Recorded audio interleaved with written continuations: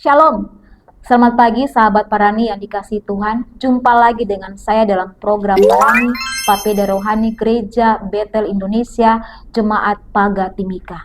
Hari ini sebelum kita melakukan setiap aktivitas kita, biarlah kita mau mendasari itu dengan membaca dan merenungkan firman Tuhan. Mari kita berdoa. Bapa yang baik, kami bersyukur padamu untuk hari ini, di mana Tuhan mengizinkan kami untuk menikmati hari yang baru. Bapa, sebelum kami melangkah di hari ini, kami mau mendasari seluruh hidup kami dengan membaca dan merenungkan firman-Mu. Di dalam nama Tuhan Yesus kami berdoa. Amin. Pembacaan kita di hari ini terambil dalam kitab Perjanjian Lama, Hakim-Hakim pasal yang ke-14 ayat yang pertama sampai pasal yang ke-15 ayat yang ke-20 dengan judul atau tema tentang kebebasan. Saudara, ada dua pertanyaan yang mau saya pertanyakan kepada saudara di hari ini. Yang pertama, apakah saudara sedang berada dalam kebiasaan-kebiasaan buruk saudara, dan saudara ingin untuk membebaskan diri saudara dari kebiasaan buruk itu? Pertanyaan yang kedua adalah, apakah saudara saat ini sedang ada dalam ikatan spiritual yang mana saudara ingin supaya ikatan spiritual itu dihilangkan atau dilepaskan, dibebaskan daripada saudara?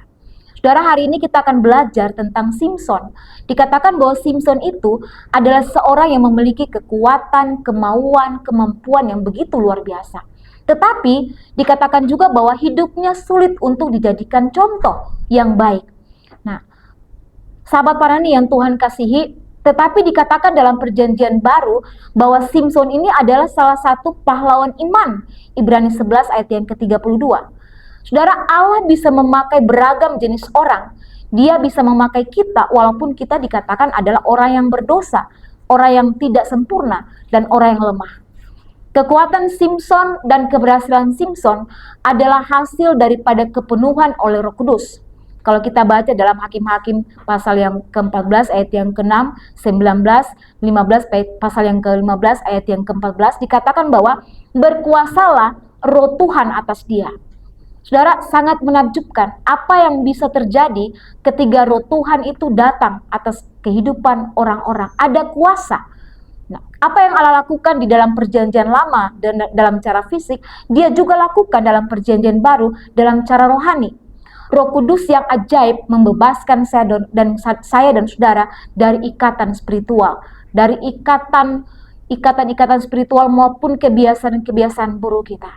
Nah, kesempatan pada pagi hari ini dikatakan bahwa dalam pasal yang ke-15 ayat yang ke-14, berkuasalah Roh Tuhan atas dia, dan tali-tali pada tangannya menjadi seperti batang rami yang telah habis dimakan api, dan segala pengikatnya hancur tanggal dari tangannya.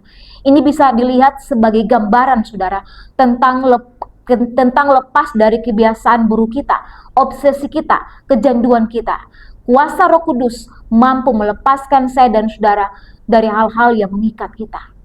Saudara, sahabat Parani yang dikasihi Tuhan, jika kita mau supaya kehidupan kita semakin diperbaharui, semakin dipulihkan, jika saat ini saudara dan saya berada dalam keterikatan spiritual yang mengikat saya dan saudara untuk tidak bisa melihat atau merasakan anugerah Allah, kasih Allah, mari minta kekuatan daripada Roh Allah seperti Simson, supaya Roh Allah yang memampukan kita, memulihkan kita, membebaskan saya dan saudara dari setiap ikatan-ikatan yang membuat kita tidak bisa melihat mujizat dan kuasa Allah itu yang bekerja dalam kehidupan saya dan saudara.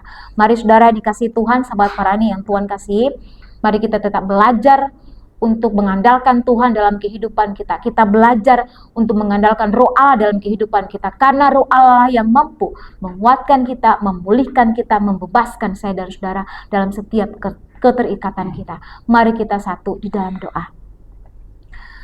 Tuhan, kami berdoa dalam nama Yesus. Mari penuhi kami dengan aliran air hidup-Mu. Puaskan dahaga kami Tuhan.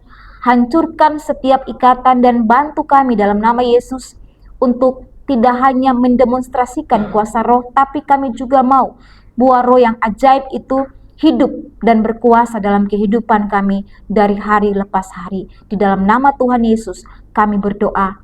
Amin. Sekali lagi, shalom, salam sehati, Tuhan Yesus memberkati.